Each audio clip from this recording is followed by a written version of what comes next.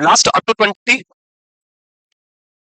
Ivy potassium जहां पे recommended value sir is 1:10, जो रेट है 5 to 10 MEQ पर R, and maximum last up to 20 MEQ पर आर, मैक्सिमम जो है वो ये दे सकते हैं हम। और as a complication phlebitis is very common with IV potassium infusion, और उसके लिए आपको साइट जो है वो ऑब्जर्व करते रहना है, और साथ में कार्डियक मॉनिटरिंग जो है वो परफॉर्म करनी है। जब भी हम क्या देंगे, कैसे देंगे। Second option which is oral potassium, IV के बाद हम क्या दे सकते हैं, ओरल। तो ओरल में भी दो कंडीशन है, अगर माइनर सा है तो हम जो oral potassium rich food and fruits जो है वो हम दे सकते हैं, लाइक बनाना, पोटैटो, या फिर और जूस जो भी आपका कोकोनट वाटर, या जिसमें भी पोटेशियम हाई रिच है वो हम दे सकते हैं सारे कंपोनेंट। अगर ज्यादा डिफरेंसेस है, बहुत कम हो रखा है, तो फिर हम किसके साथ जाएंगे, सिरप जो आती है, पोटेशियम सिरप आती है, पोटेशियम सिरप आती है, जैसे जो पॉट क्लोर आप बोल रहे हैं, पॉट क्लोर, या फिर और भी बहुत सारी आती है। सो जो भी पोटेशियम सिरप अवेलेबल है वो हम देंगे, लेकिन पोटेशियम सिरप में हमें ध्यान रखना है, जैसे आईवी पोटेशियम बहुत पेनफुल होता है, जो ओरल पोटेशियम सिरप आती है, ओरल पोटेशियम सिरप, इसका जो टेस्ट होता है बहुत ही गंदा, कड़वा भी नहीं, उससे भी बहुत ही गंदा खराब टेस्ट होता है। एंड आप लोग जो है पेशेंट को बोलते लो पी लो, पेशेंट अगर पहली बार पी रहा है तो पी लेगा, बट उसके बाद कभी वो उसको हाथ नहीं लगाएगा, इतना गंदा होता है ये। इसीलिए आपको एज ए नर्स पेशेंट को जब भी ये पोटेशियम सिरप आप देंगे तो उसको किसी अदर लिक्विड के साथ मिक्स करके देना है, जो भी अदर लिक्विड जूस है वो उसमें मिक्स करके देना, ताकि उसका टेस्ट चेंज हो जाए। डायरेक्टली ऐसे पानी में मिक्स करके नहीं देना है, क्योंकि उसका टेस्ट बहुत ही खराब होता है, बहुत बुरा होता है। सो ये ध्यान रखना है। पोटेशियम का जो एब्जॉर्प्शन है अभी हमने बात कर लिया, जो मेन कंट्रोल होता है वो आपके जीआईटी से होता है। एब्जॉर्प्शन कौन से पार्ट से होगा जीआईटी में, potassium absorb in which part of GIT, stomach, small intestine, large intestine. So it is absorb in the small intestine. कहां पे होता है, स्मॉल इंटेस्टाइन, और इसका फर्स्ट पार्ट ड्यूडेनम, ड्यूडेनम के अंदर आपको मिलता है।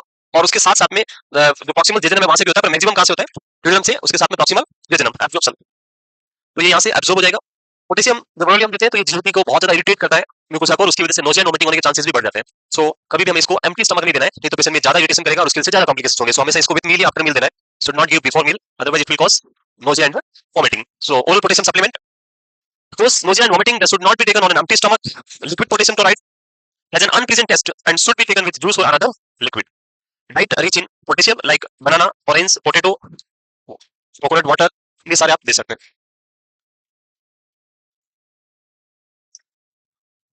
बिल्कुल पोर्ट क्लोर का वाटर के साथ डाइल्यूट करते हैं, लेकिन उससे उसका टेस्ट चेंज नहीं होगा।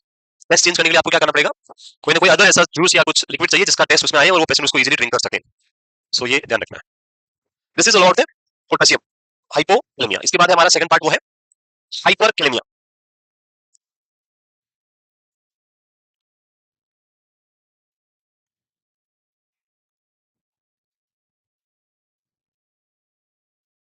वो करें,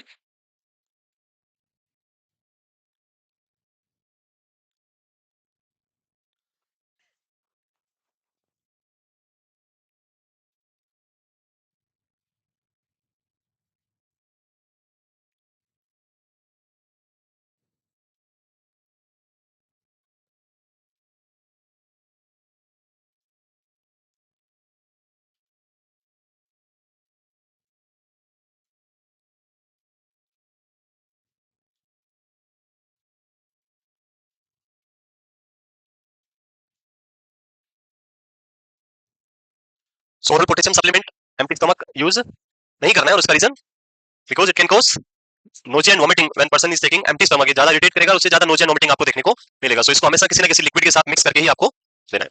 ठीक है, the next is hyperkalaemia.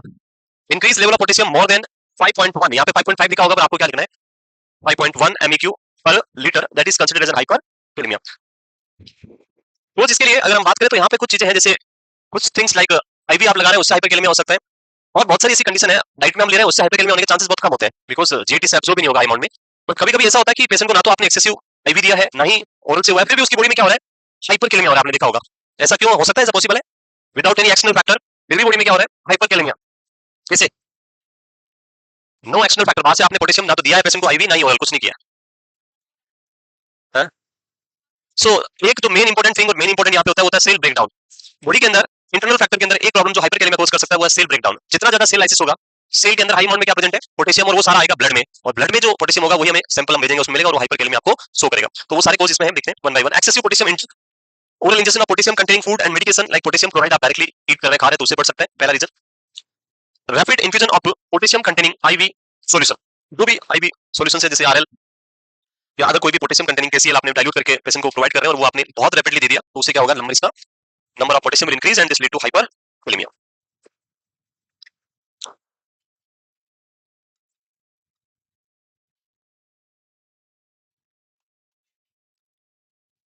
So ये बहुत कॉमनली देखा जाता है। इवन बहुत बार ऐसा होता है कि आप पोटेशियम का सैंपल भेज रहे हैं और सैंपल आपने लिया और आपके रॉन्ग टेक्निक की वजह से उसके अंदर भी क्या आ जाता है, हाइपर किल में आ जाता है, और जब दूसरी बार वापस लेते हैं तो आपका सैंपल करेक्ट आता है, 20 बार ठीक आया। सेम पेशेंट का सैंपल लिया, एक का लेके भेजा आपने, देखा ज्यादा आया, फिर वापस दूसरा एंड से लिया, नॉर्मल आ गया। फिर आप बोलते हैं इनकी तो मशीन ही खराब होगी, पता नहीं कभी ये देते हैं कभी वो देते हैं। हम अपने ऊपर नहीं लेते कि हमने गलत लिया होगा शायद सैंपल। तो बहुत थिंग होती है, लाइक जब आप टॉर्निकेट अप्लाई करते हैं तो उससे भी सेल डेथ होती है। It will also go cell death. Minor सा कुछ भी किया है सेल डेथ होगा। आप लॉन्ग टाइम तक टॉर्निकेट लगा के रखा हुआ है, बहुत बार होता है ऐसे टॉर्निकेट लगाया और कुछ पता नहीं चाय आ गई तो आप भूल गए, आप बोला ठीक है 2 मिनट रुको मैं आती हूँ। वो 2 मिनट पता नहीं कब 20 मिनट हो गए और बेचारा पेशेंट सोच रहा है क्या करना चाह रहे हैं, हाथ स्वेलिंग हो जाता है, बहुत हो जाता है, वेनस रिटर्न आपने बंद कर दिया और फिर बाद में आया और 2 मिनट बस अभी लेती हूँ, फिर लिया उसका सैंपल भेजा तो बहुत ज्यादा पोटेशियम आया। देन इधर से लिया तो नॉर्मल आ गया क्योंकि वो क्विक ले लिया था आपने। तो सेल लाइसिस होने की वजह से आपके रिजल्ट भी गलत आ सकते हैं, तो प्रॉपर टेक्निक होना फ्लेबोटॉमी करते टाइम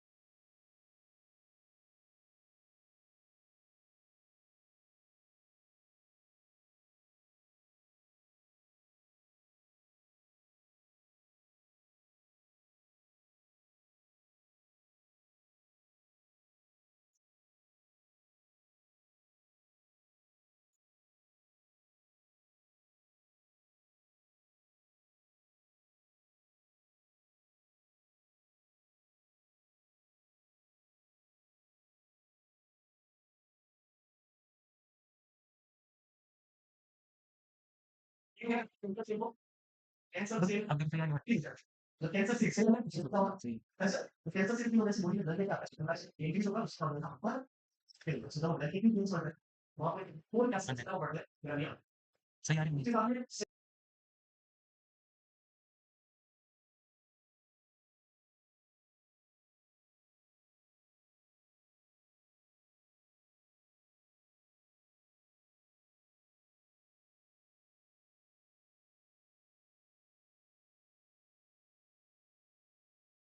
और हॉस्पिटल का लेवल डाउन होने में पेशेंट्स और इसमें सेंटर टेकिंग से आपको training please first one is fighting tensity pre hyper एक आता और उनका कमर में किस्मत है tumour crisis syndrome laboratory TLS हो पड़ता है डिटेल करके ऑलरेडी पढ़ा है जो भी पढ़ा हूं बात करूंगा तो यहां पे क्या होता है हाइपर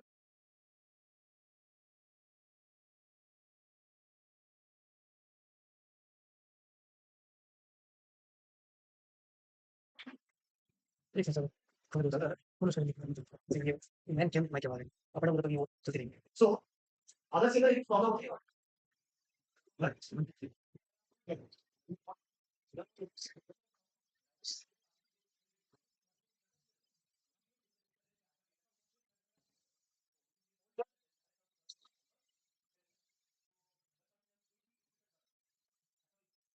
इसी में था आप तो होगा यार हम इतने बार तो and that ambulance converting and that यार आपके एम्बुलेंस फर्स्ट से वाला करता है सेकंड के तरफ करता है फिर आगे के प्रोसेस और बढ़ते रहते हैं एंड तो जो है वाइट फिल्टर से आपके फोटोसोनिक को एब्जॉर्ब करेगा पिक्चर को आउट करेगा लेकिन यहाँ पे ये नहीं होगा इनहिबिट हो जाएगा एंड फर्स्ट सेकंड के तरफ क्यों राइट फिर आज सुन रहा है नेक्स्ट नहीं होता है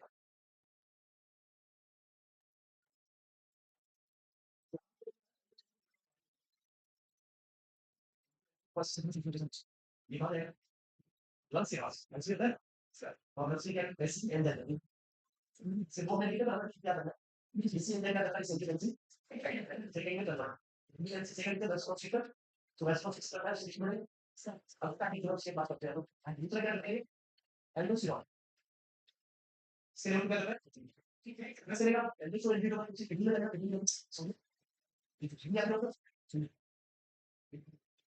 se ne vedo se lo devi dire perché perché sex reason हमने देखा किसी को C and then property AC and then IC की रिटर्न फिर क्लोज वापस आ फिर आगे क्या तो फिर लास्ट में सो आप इसे कितना हंस बोलते लेकिन वहां से कि लोग होगा कि कम से लगभग ये बोलेगा एंड तो शेयर ना फिर सुनो किसी को बोला ओके किसी बात से कुछ तो क्या वैल्यू सुन क्या क्या ये सर ये नहीं बात तो वैसे मैक्सिमम चीज बात वैसे थोड़ी जाने सब पाए बहुत कुछ सिखाओ so this is why is easy introduction also this power here yes yes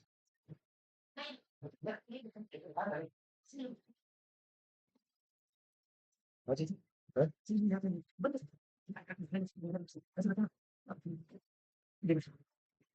to get you know इसमें किस तरह से ये सारा राइट कट रहा है तो इसको नहीं रहा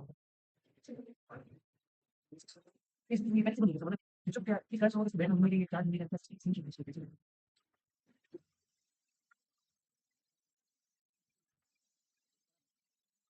फिर हम चेंज कर देगा हम करते हैं फिर वो कौन सी सीखता है वो तो ऐसे चालू है भाई ऐसे का ध्यान नहीं दिया सबने साथ में पता नहीं सो माइक निकाल दिया ऐसे का दिया था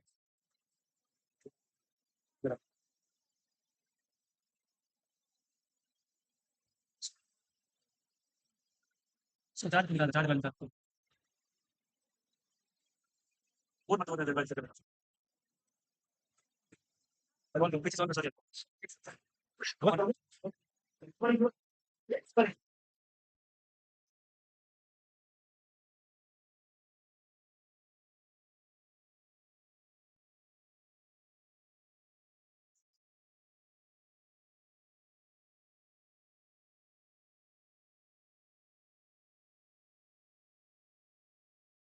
पोटेशियम ये भी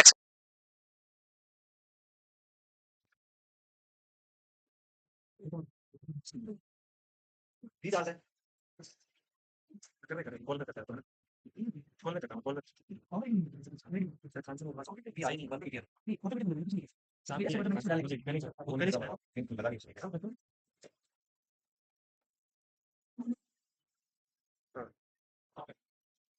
ये वाली अपनी सरकार खाने की लाइट्स आ रही है लेकिन ये चलेगा तो सबसे अटैक करो तो होते हैं कारण से शुरू कर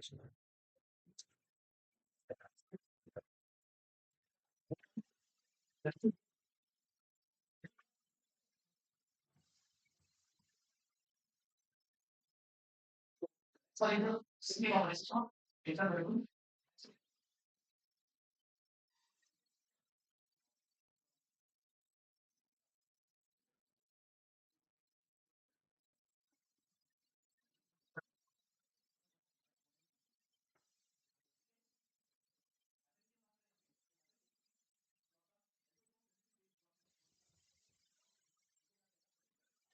actually actually let's say इस बार से कुछ ऐसे दाम ये सेकंड आप करने में कितनी बात है मैं ऐसा हाँ जरूर मेटाबॉलिक एसिडोसिस, एसिड जब बॉडी में एसिडोसिस होगा तो H+ आयन का लेवल क्या होगा? एसिड में H+ आयन हाई होगा, ज्यादा होगा। जब H+ आयन ज्यादा है तो this H+ ion will try to move into the cell, ये अंदर जाएगा तो इसके बदले में बाहर कौन आ जाएगा? पोटेशियम, और ये पोटेशियम आपकी बॉडी में क्या करेगा? Hyperkalaemia. So because increase in the H+ ion in cell can displace the potassium out of the cell. Blood में पीएच बढ़ा यानी H+ आयन इंक्रीज हो गया, H+ आयन बढ़ा तो उसकी वजह से H+ आयन सेल में गया और वहां से किसको रिमेंबर याद रखें कि सेल के अंदर जस्ट फॉर एग्जांपल 100 है पोटेशियम या पॉजिटिव चार्ज है 100 जस्ट एग्जांपल, तो ये 100 ही रहना चाहिए। अगर यहाँ पे इनको H+ आयन अंदर जाएगा तो कितना होगा? 101। सो सेल इसको बैलेंस करने के लिए अपने पास से किसको आउट कर सकती है? सेल के पास एक ही कंट्रोल है, वो है पोटेशियम, बाकी को वो कंट्रोल नहीं कर सकती है, बाकी तो अनकंट्रोल्ड उसके पास नहीं कंट्रोल। पोटेशियम के लीकेज होने से पोटेशियम बाहर जा सकता है, पोटेशियम बाहर आएगा तो वापस ये कितने हो गए? 100 और आपका चार्ज इक्वल हो गया फिर से। सो इसी वजह से जब H+ आयन अंदर शिफ्ट होगा तो बाहर कौन आ जाता है? पोटेशियम, और इसकी वजह से आपको क्या देखने को मिलेगा? Hyperkalaemia. Clear? Next, insulin deficiency, अभी बताया था थोड़ी देर पहले। इंसुलिन का फंक्शन हमने पढ़ा था कि ब्लड में इंसुलिन होता है, ये इंसुलिन क्या करता है? पोटेशियम को ब्लड से सेल में ट्रांसफर करता है। नाउ अगर बॉडी में इंसुलिन की कमी हो गई है, डेफिशिएंसी हो गई है, तो फिर यहाँ पे जो पोटेशियम होगा उसको ये ट्रांसफर नहीं करेगा, और ट्रांसफर नहीं होगा तो फिर क्या हो सकता है? बॉडी में hyperkalaemia. So these are the point related to shifting of potassium from intracellular to extracellular. हो गया?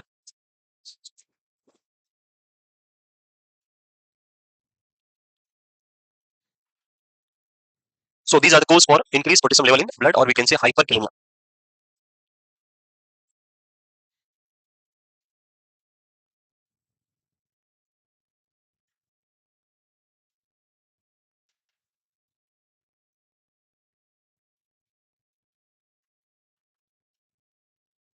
Yeah. Next, clinical symptoms or clinical manifestation in hyperkalemia. So हमने जब hypokalemia पढ़ा था तो हमने देखा जो कंडीशन था वो थोड़ा गया था, स्लो हो गया था। इन केस ऑफ हाइपरकालेमिया स्पीड क्या हो सकती है कंडीशन की? इंक्रीज हो सकती है। सो उसी वजह से कार्डियक सिस्टम में हाँ, यहाँ पे एक और कॉन्सेप्ट जो मैं भी बताऊंगा, slow weak irregular heart rate with decrease BP. Normally अगर हम बात करें कंडक्शन सिस्टम की तो पोटेशियम ज्यादा है तो उस कंडीशन में क्या होना चाहिए? रेट इंक्रीज, कंडक्शन भी क्या होना चाहिए? ज्यादा होना चाहिए। लेकिन यहाँ पे ये सिम्टम उसके साथ साथ में रेस्पिरेटरी सिस्टम में भी हम बात करेंगे, वीकनेस ऑफ स्केलेटल मसल, दोनों यहाँ पे आ रहा है। उसका रीजन सो सेम थिंग, जब हम एक्शन पोटेंशियल पढ़ते हैं यहाँ से सोडियम जब एंटर करेगा सेल के अंदर तो क्या प्रोसेस होगा? Depolarization. Next process is repolarization. So repolarize करने के लिए पोटेशियम को क्या करना है? सेल से बाहर जाना है। और हमने लास्ट क्लास के अंदर ये मैंने बोला था कि लिमिटेशन होती है, हर एक थिंग की क्या होती है? लिमिटेशन होती है, कि मेरे इस सेल के पास लिमिटेशन है कि 100 पोटेशियम को आउट कर सकती है। जस्ट एग्जांपल दे रहा हूं मैं, यहाँ से अगर 100 सोडियम अंदर आएंगे तो ये क्या करेगी? 100 पोटेशियम को बाहर करेगी और उससे आपका चार्ज फिर से बैलेंस हो जाएगा। लेकिन अगर यहाँ से 100 + 100 200 सोडियम आ गए तो उस कंडीशन में सेल इसको 200 को आउट नहीं कर पाएगी, सिर्फ कितना करेगी?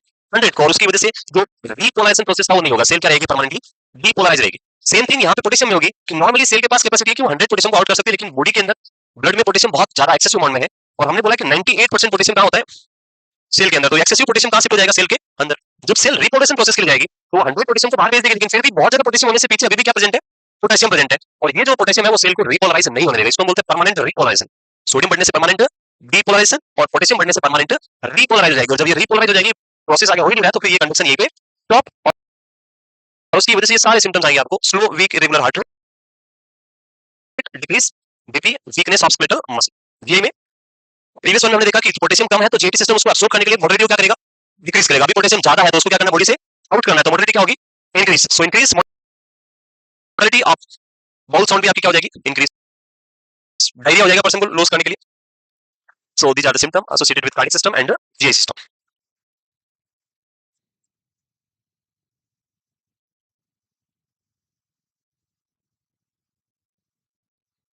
क्लियर? अरे अरे लिख लिया? अरे आज इलेक्ट्रोलाइट्स पूरे कर लेते हैं, कल से हम डिजीज पढ़ेंगे फिर रेनल फेलियर के साथ स्टार्ट करेंगे फिर? नहीं, कल भी यही पढ़ना है। इसके बाद हमारे पास कैल्शियम है, मैग्नीशियम है और फॉस्फेट है, 6 इलेक्ट्रोलाइट्स अभी हो जाएंगे, नहीं होंगे? मैं कैल्शियम ही पढ़ाऊंगा, फॉस्फेट नहीं पढ़ाऊंगा, क्योंकि जो कैल्शियम है वही फॉस्फेट है। आप हाइपर कैल्शियम पढ़ेंगे, same symptom will present in case of hypophosphatemia, and जब आप हाइपोकैल्शियम पढ़ेंगे the same symptom will present in hyperphosphatemia. So आपको याद भी अगर नहीं करना है, एक को ही याद रखना है, just remember the calcium, because phosphate का लेवल अप डाउन होने से कोई प्रॉब्लम नहीं होती है, प्रॉब्लम मेन किससे होती है? कैल्शियम की वजह से। तो आप कैल्शियम को याद रखेंगे तो फॉस्फेट ऑटोमेटिकली आपको याद हो जाएगा। एग्जाम पढ़ेंगे तो है, लेकिन एग्जाम के लिए या कभी याद करना है तो उसको फॉस्फेट को नहीं करना, सिर्फ किसको याद रखो? कैल्शियम को। दोनों का अपोजिट वाला सेम रहेगा फॉस्फेट के साथ। लिख लिया? ये हो गया। नेक्स्ट, अदर सिम्टम्स न्यूरोमस्कुलर, तो यहाँ भी वीकनेस आपको देखने को मिलेगी। सो मसल अर्ली में तो जब स्टार्ट हो रहा है तब तो रिपोर्टाइज करेगी, लेकिन लेट सिम्टम में मसल वीकनेस आ जाएगी। So weakness, sending, flaccid paralysis. What is flaccid paralysis? There are two types of paralysis, one is spastic paralysis and second one is flaccid paralysis. जो हम upper motor neuron and lower motor neuron lesion जब पढ़ते हैं, हम English पढ़ते हैं, तब हम देखते हैं, भूल गए थे पता नहीं, याद है? वेरी गुड, जो भी है ये पर्सन है, ये भाई साहब, it's sorry, it's very happy person, ऐसे होता है हैप्पी, ठीक है, जैसा भी है। सो जब हम न्यूरॉन की बात करें तो जो हमारे सेंट्रल नर्वस सिस्टम के न्यूरॉन, इनको हम बोलते हैं अपर मोटर न्यूरॉन, और यहाँ से जो पेरिफेरी में जाता है इसको हम बोलते हैं lower motor neuron, and this is your upper motor neuron. The person is having injury in this type of neuron. मैं पहले भी बताया था आपको, it is like father and this is like a naughty son, बदमाश बच्चा। जब तक पिताजी हैं तब तक ये कंट्रोल में है, जब पिताजी नहीं रहेंगे ये क्या हो जाएगा? अनकंट्रोल होता है। ऐसे घर पे जब मम्मी पापा नहीं होते तब इतनी धमाल मस्ती करते हैं, जैसे ही आते हैं सब ऐसे ही बैठ जाते हैं चुपचाप, कुछ किया ही नहीं हमने तो, होते हैं। सो फादर जो है इस नॉटी सन को कंट्रोल कर रहे हैं, due to any reason if this neuron is damaged, like पिताजी नहीं रहे, तो फिर ये क्या हो गया? अनकंट्रोल्ड। इसकी वजह से इसके अंदर जो मसल टोन, पावर, मास सब कुछ इंक्रीज हो जाएगा, रिफ्लेक्सेस बढ़ जाएंगे, मसल का टोन बहुत ज्यादा बढ़ जाएगा। आप अगर इसके हैंड को बेंड करने को करेंगे, बेंड आप नहीं कर पाएंगे, साथ में स्ट्रेट करने को करेंगे वो वैसे हो जाएगा, ये स्टिफ हो गया। This is known as spastic paralysis, increase the tone, power, mass of the muscle, that is known as spastic paralysis. जब लोअर मोटर न्यूरॉन टाइप की इंजरी होगी, इन दैट सिचुएशन जब ये खुद ही नहीं रहा तो फिर वो क्या कर पाएगा? So in case of lower motor neuron injury the person will have flaccid paralysis like this. आप ऐसे हैंड को ऊपर करेंगे, छोड़ेंगे तो गिर जाएगा, वापस ऊपर करेंगे, छोड़ेंगे, गिर जाएगा। This is known as flaccid paralysis. Spastic, पूरा हैंड स्पास्टिक हो गया, टाइट हो गया, ऐसे ही रहेगा। आप ये ना तो बेंड होगा ना सीधा, जैसा है वैसा ही रहेगा, कुछ भी कर लो टूट जाएगा पर सीधा नहीं होगा। This is spastic. फ्लैसिड में कोई पावर नहीं, loss of muscle tone, power, mass, this is known as flaccid paralysis. So यहाँ पे कौन सा टाइप था? Flaccid paralysis in arm and legs, क्योंकि ये जो पेरिफेरल न्यूरॉन है इनके अंदर कंडक्शन खत्म हो जाएगा, इसकी वजह से आपको कौन सा देखने को मिलेगा? Flaccid paralysis. क्लियर है? देख लिया?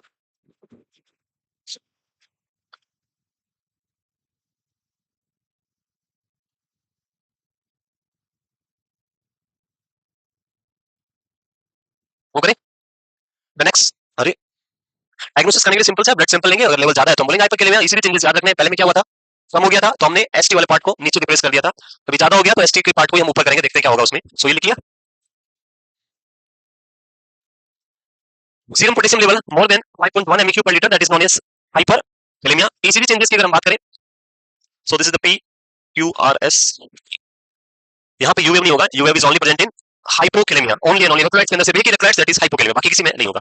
जब हम ईसीजी चेंजेस इन हाइपरकैलेमिया पढ़ते हैं तो यहाँ पे आपको क्या करना है? This is the P Q R S and T. So T को जो है यहाँ से होल्ड करना है, इधर से जैसे इसको नीचे दबाया था ना, इसको यहाँ पकड़ना है और इसको ऊपर की तरफ पुल करना है, क्योंकि ज्यादा हो गया, पोटेशियम ज्यादा है तो ये क्या करेगा? ऊपर जाएगा। सो मैं दूसरे कलर के साथ इसमें यूज करता हूँ। सो ये टी जो है वो क्या हो जाएगा? Peak tall T wave. कैसा हो गया? Peak tall wave. तो इसकी लेंथ बढ़ गई, पहले इतना सा था। सो जब ये लेंथ बढ़ेगा तो ये वाला पार्ट को क्या करेगा? इधर ये भाई ये लेंथ बढ़ाने के लिए ये वाला धागा इधर आ जाएगा। सो ये क्या हो जाएगा? ऐसे wide. So you will have wide Q R S, peak T wave, wide Q R S. So ये क्यू आर एस जो बन रहा है ये ऐसे वाइड हो जाएगा, बहुत बड़ा हो जाएगा, वाइड क्यू आर एस। जब ये क्यू आर एस इतना वाइड होगा तो ये क्या करेगा? इधर वाले को पुल करेगा, और इधर वाला पुल होगा तो ये जो बेंड है ये क्या हो जाएगा? Split. So flat P wave, this are the basic changes जो आपको मिलेंगे। उसके साथ में क्यू इंटरवल बढ़ जाएगा, वो जो भी है वो तो वाइड होगा ऑब्वियसली। जो मेन याद रखना है, flat P wave, wide Q R S complex and peak and tall T wave, these are the basic changes in ECG when you are discussing about the hyperkalemia. याद रहेगा? Simple है। इसको पुल करो, ये सारे इधर आ जाएंगे, क्योंकि ये लेंथ बढ़ा रहा है, इसकी वजह से लेंथ बढ़ जाएगी। हटा दे। So tall T wave, flat T wave and flat T wave might widen the QRS complexes. Peak T wave seen earliest in an ECG. जब आप हाइपरकैलेमिया में ECG देखोगे और फाइंडिंग में जाएंगे तो अर्ली स्टेज में जैसे पोटेशियम बढ़ना स्टार्ट होगा तो सबसे पहले क्या दिखना स्टार्ट होगा? Peak T wave. ये और सीवियर होने पे फिर QRS कॉम्प्लेक्स वाइड होगा एंड पी वेव आपकी फ्लैट होना स्टार्ट हो जाएगी। तो इन दोनों में आई थिंक ECG चेंजेस याद आएगा आपको, हाइपरकैलेमिया एंड हाइपोकैलेमिया, और मेनली इन्हीं के बारे में आता है एग्जाम में, या फिर कैल्शियम या पोटेशियम, बाकी का नहीं आता एग्जाम में।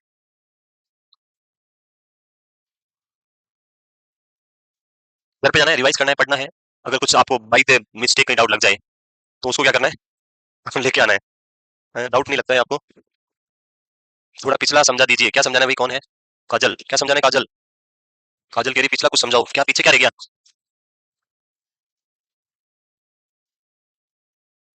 ये बहुत बड़ा प्रॉब्लम है ऑनलाइन वालों के साथ में कि मैं रुकता नहीं हूँ और वो पीछे ले जाते हैं। बट अब क्या करें, अब ब्रेक होने के बाद फिर वो कंटिन्यूटी ब्रेक हो जाती है और ऑफलाइन पढ़ा रहे हैं हम, ना कि online. It is live from classroom, not a live batch. So live from classroom में अब ये टेक्निकल टीम का काम है, वो देखेंगे। It is not my fault. तो आपको वापस रिकॉर्डेड वीडियो मिलेगा, वहाँ पे आप एक बार रिवाइज करेंगे। सर मूवमेंट ऑफ पोटेशियम से रहता है। सो पोटेशियम का मूवमेंट जो था वो सिंपल था। पोटेशियम को मूव करने के लिए एल्डोस्टेरोन रिस्पांसिबल है, एल्डोस्टेरोन एडिशन में कम होगा, इसकी वजह से पोटेशियम एक्सीड आउट नहीं होगा, हाइपरकैलेमिया कॉज करेगा। सेकंड हमने पढ़ा इंट्रासेलुलर शिफ्टिंग, जहाँ पे इंसुलिन कम होगा तो शिफ्टिंग होगा, एस प्लस साइन बढ़ेगा, वो शिफ्टिंग करेगा। That's all. सो ये तो ज्यादा अच्छी नहीं है, हमने बनाई वो ज्यादा अच्छी थी। इसको क्या किया इन्होंने, पिक्चर को ऐसे ऐसे कर दिया, उसकी वजह से कंप्रेस हो गई, अच्छी नहीं लग रही है। चलो आगे नेक्स्ट। हाँ जी, अरे वो मैंने बनाया वो ज्यादा बेटर था, वही बोल रहा हूँ मैं। वो तो हट गया, आप कहाँ है, आप बाहर चले गए थे तब तक चला गया वो। It's not wait. ये पी फ्लिट हो जाएगा, ये वाइड हो जाएगा, इसमें वाइड दिख नहीं रहा है, ये पता नहीं इतना ऊपर जा रहा है, कंप्रेस हो गया पिक्चर। सो ऐसा बनाना है आपको। पी यहाँ पे पी हो गया, ये जो क्यू आर एस है बहुत वाइड हो गया, एंड उसके साथ में जो टी वाला है ऐसे पीक टी वे हो गया। सो ये T P Q R S bus. Next ऐसा बनाना है। मैनेजमेंट, अब पोटेशियम जा रहा है, सो क्या मैनेजमेंट हम कर सकते हैं। पोटेशियम बॉडी में बढ़ा है तो उसको ट्रीट करना बहुत जरूरी है, और ट्रीटमेंट स्टार्ट होता है माइनर से लेके सीवियर तक, आपको जो भी ट्रीटमेंट अवेलेबल है। तो सबसे पहले हमारे पास जो मेन ऑप्शन आते हैं वो आते हैं, वी विल गो फॉर, अरे यार ये ब्लैक स्क्रीन क्या क्या इसमें कहाँ है,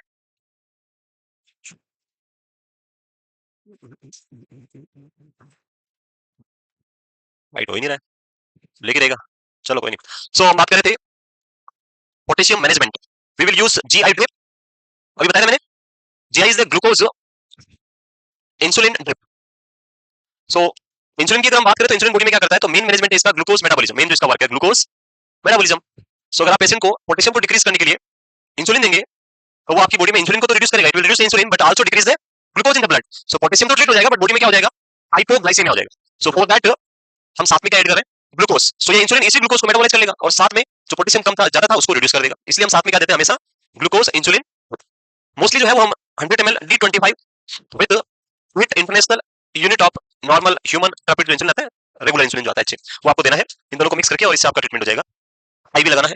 नेक्स्ट ये फर्स्ट मैनेजमेंट। दूसरा हम कर सकते हैं नेबुलाइजेशन। ये क्या करेगा, इससे क्या, ये तो मेटाबॉलिज्म हो गया, उसके साथ में दूसरा क्या करेगा, shifting from ECF to ICF, extracellular fluid से इंट्रासेलुलर फ्लूइड में शिफ्ट कर देगा इंसुलिन, और उससे आपका पोटेशियम कम हो जाएगा। नेक्स्ट जो है वो है नेबुलाइजेशन। सो आप नेबुलाइजेशन कर सकते हैं विद साल्बुटामोल, साल्बुटामोल और एल्ब्यूट्रोल एस्थलीन, इनसे। और इसे जब हम नेबुलाइज करेंगे तो ये भी क्या करता है, same mechanism, it will also shift the potassium from blood to cell, और उससे भी कम हो जाएगा, पर ये ज्यादा इफेक्टिव नहीं है, इतना माइल्ड में आप इसको यूज कर सकते हैं। द नेक्स्ट वन जो हम यहाँ पे यूज कर सकते हैं वो है के बाइंड। सुना है के बाइंड, या जिसको हम बोलते हैं काइक्सलेट, काइक्सलेट और सोडियम पोलीस्टाइरिन, पोलीस्टाइरिन सल्फोनेट। पता है इसके बारे में क्या करता है ये? सो ये जीआई से पोटेशियम को एक्सक्रीशन को इंक्रीज करता है, increase the GI potassium excretion. क्या करेगा ये के बाइंड या कैसे? सो इसकी अगर हम बात करें तो ये लिख लिया, तो लिख लिया, हेडिंग डाल दी, ये आपका जीआईटी आपने पेशेंट को दे दिया, ये सोडियम पॉलीस्टाइरिन सल्फोनेट। इसकी अगर कंपोजिशन की बात करें तो इसके अंदर होता है सोडियम कैल्शियम एक्स, ये सोडियम कैल्शियम एक्सचेंजर है, सोडियम या कैल्शियम एक्सचेंजर। तो इसके अंदर इसकी कंपोजिशन में होता है सोडियम और कैल्शियम, बेसिकली कहने का मतलब।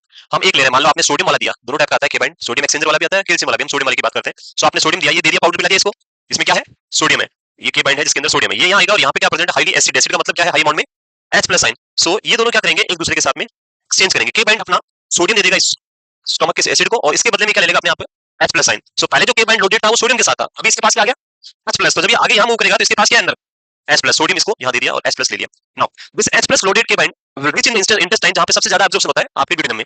यहाँ आने के बाद यहाँ पे जो पोटेशियम है, पोटेशियम को हमें एब्जॉर्ब नहीं करवाना, बाहर निकालना।